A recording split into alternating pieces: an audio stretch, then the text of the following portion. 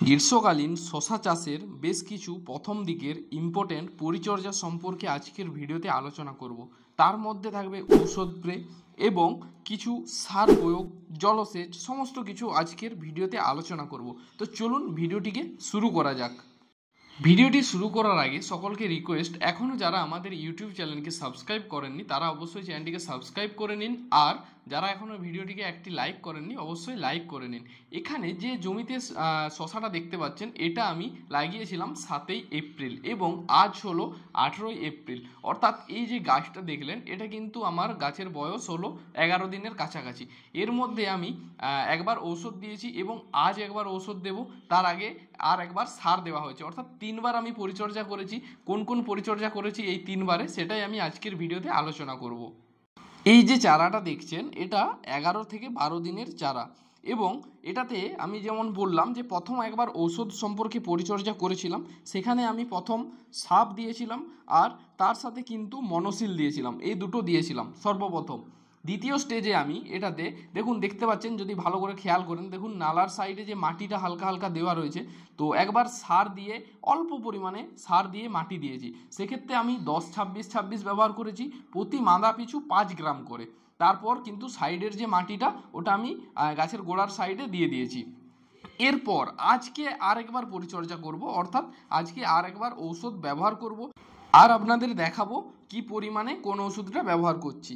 এখানে যদি গাছগুলো লক্ষ্য করেন ভালো করে, তাহলে আপনারা দুটো জিনিস লক্ষ্য করতে পারবেন। প্রথমত যে গাছে অর্থাৎ জমিতে রস কম আছে, অর্থাৎ জল নেই মাটিতে, তার জন্য গাছটা একটু লিকলিকে দেখাচ্ছে প্রথম।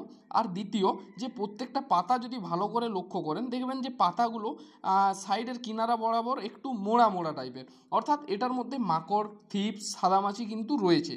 সেটার কারণেই আজকে বিশেষ করে স্প্রেটা করব এবং এই টাইমে এই রোগটা সকলেরই আসে, তার জন্যই বিশেষ করে আজকের ভিডিওটা বানানো।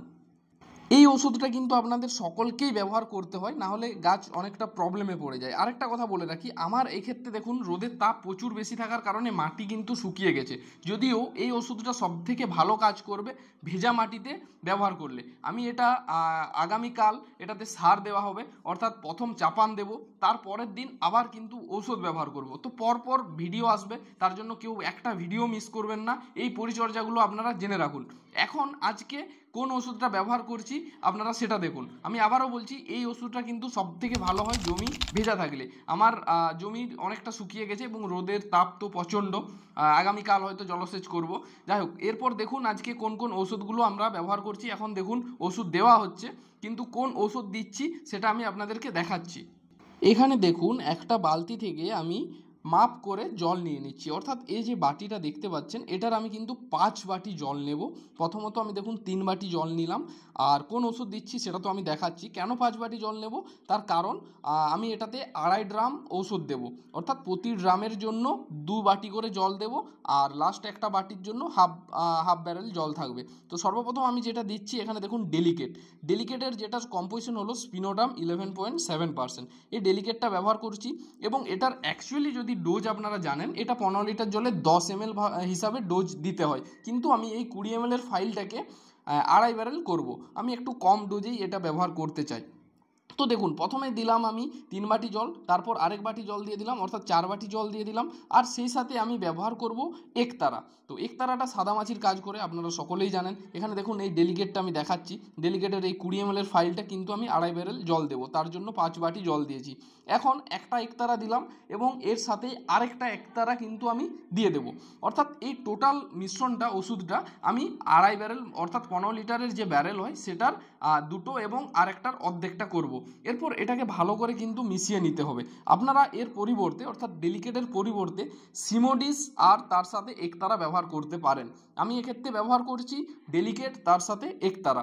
এরপর দেখুন ভালো করে কিন্তু এটাকে মিশিয়ে নিতে হবে মিশ্রণটাকে, আর তারপর কিন্তু এটাকে ঔষধটা ব্যবহার করতে হবে গাছে আপনার। তো ভালো করে এটাকে নাড়িয়ে নিতে হবে যাতে একতারার যে ওষুধটা রয়েছে সেটা যেন ভালো করে জলের মধ্যে গোলা হয়ে যায়। এরপর কিন্তু মেশিনে ওষুধ দেওয়ার পালা আর তার সাথে জল দেওয়ার পালা। দেখুন এখানে এই যে প্রথমে বাটিটা নিয়েছিলাম মাপ বাটিটা, তো সেটার 2 বাটি আমি দিয়ে দেবো, অর্থাৎ 1 ব্যারেলের জন্য 2 বাটি। আমি আগেও বলেছি এখনও বলছি 2 বাটি, আর নেক্সট টাইম 2 বাটি দেবো এবং লাস্ট যে এক বাটি বেঁচে যাবে সেটা হাফ ব্যারেল আমি জল করব। এরপর কিন্তু ভালোভাবে এই জলটা মেশিনের মধ্যে দিয়ে দিতে হবে। তারপর আমি এটাকে স্প্রে করার জন্য প্রস্তুত করে নেব। এবার দেখুন জমিতে কিন্তু স্প্রে করা শুরু হয়ে গিয়েছে, অর্থাৎ প্রত্যেকটা গাছে ভালোভাবে কিন্তু ভিজিয়ে স্প্রে করা হচ্ছে এবং এটা দেওয়ার ফলে কিন্তু মাকড়গুলো সব মারা যাবে আর যে গাছের পাতাগুলো কুকড়ানো ছিল সেটা একদম পরিষ্কার স্বচ্ছ হয়ে যাবে। ওটা আমি তো পরের ভিডিওতে দেখাবো। আর এখনই হলো এটার আদর্শ সময় চাপান দেওয়ার জন্য, অর্থাৎ প্রথম চাপান সার দেওয়ার জন্য। তো যাই হোক, এটা প্রথম ড্রাম এভাবে স্প্রে করা হলো। এরপর কিন্তু দ্বিতীয় ড্রামের জন্য প্রস্তুত করা হচ্ছে। এখানে যে ওষুধটা ছিল 3 বাটি, তো সেটাতে দ্বিতীয়বারের জন্য আমি 2 বাটি জলে মিশিয়ে দেব আর 1 বাটি কিন্তু অবশিষ্ট রয়ে যাবে শেষবারের জন্য। এখানে 1 বাটি দিয়ে দিলাম জলের সাথে মিশিয়ে নিলাম আর তার সাথে আরেক বাটি কিন্তু আমি দিয়ে দিচ্ছি। আপনারা চাইলে এটাকে আলাদা আলাদাভাবে ব্যবহার করতে পারেন, অর্থাৎ প্রতি 15 লিটার ব্যারেলের জন্য একটা একতারার পাতা, সেই সাথে 10 ml ডেলিগেটটা ব্যবহার করে নেবেন। একসাথে মিশিয়ে করলেও কোনো রকম কোনো সমস্যা নেই আর আলাদা আলাদাভাবে করলেও কোনো অসুবিধা নেই, যেটা আপনাদের সুবিধা আপনারা সেভাবেই করবেন। এরপর ড্রামে ভরাইয়ের জন্য কিন্তু জলটা দেওয়া হচ্ছে। ড্রামের মধ্যে দেখুন এখানে ওষুধ মেশানো জলটা প্রথমে দিয়ে দেবো। 15 লিটার যে ব্যারেলগুলো হয় বা চার্জারগুলো হয় এক্ষেত্রে 1.5 বালতির মতো জল লাগে, যেহেতু এটা 10 কেজির বালতি হয়।